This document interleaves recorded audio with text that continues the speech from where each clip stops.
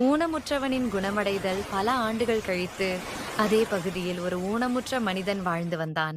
அவனுக்கு நடக்க முடியாத நிலை. அவன் பிச்சை எடுத்து வாழ்ந்து வந்தான். ஒரு நாள் அவன் வேளாங்கண்ணி அருகே அமர்ந்திருந்த போது அங்கு மீண்டும் அன்னை மரியாள் குழந்தை இயேசுவுடன் தோன்றினாள். அன்னை அவனை பார்த்து, மகனே, அருகிலுள்ள ஊருக்குச் சென்று ஒரு தேவாலயம் கட்டும்படி மக்களிடம் சொல்லு என்றாள். அவன் தன் குறைபாட்டை நினைத்து, அம்மா, நான் ஊனமுற்றவன், எப்படி நான் போவேன் என்று கேட்டான். அப்போது அன்னை, நீ பயப்படாதே, எழுந்து நட என்றாள். அந்த நொடியில் அவன் முழுமையாக குணமடைந்தான். எழுந்து நடந்தான். மகிழ்ச்சியுடன் அன்னை சொன்ன செய்தியை மக்களிடம் தெரிவித்தான். இது வேளாங்கண்ணியின் இரண்டாவது மாபெரும் அற்புதமாக கருதப்படுகிறது. மூன்றாவது அற்புதம், கடலில் சிக்கிய போர்த்துகீசியர்கள். 16ஆம் நூற்றாண்டில் போர்த்துகீசிய வியாபாரிகள் ஒரு கப்பலில் பயணம் செய்து கொண்டிருந்தனர்.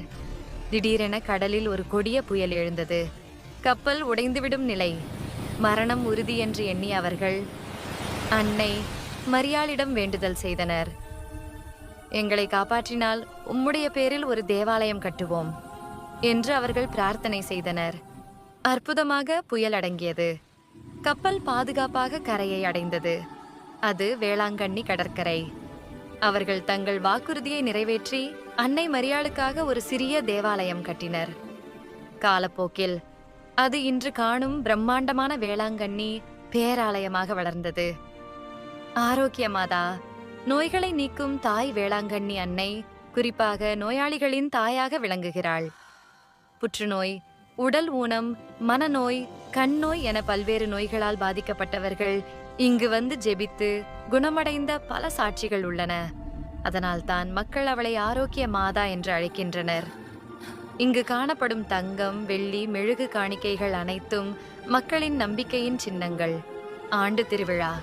நம்பிக்கையின் பெருவிழா ஒவ்வொரு ஆண்டும் செப்டம்பர் 8 முதல் 15 வரை வேளாங்கண்ணியில் நடைபெறும் திருவிழா உலகப் புகழ் பெற்றது.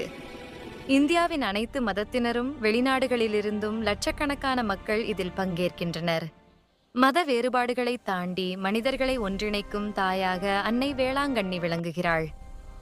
அன்னை வேளாங்கண்ணி ஒரு மதத்தின் அடையாளம் மட்டுமல்ல. அவள் கருணையின் வடிவம், நம்பிக்கையின் சின்னம், துயருற்றவர்களின் தாய்.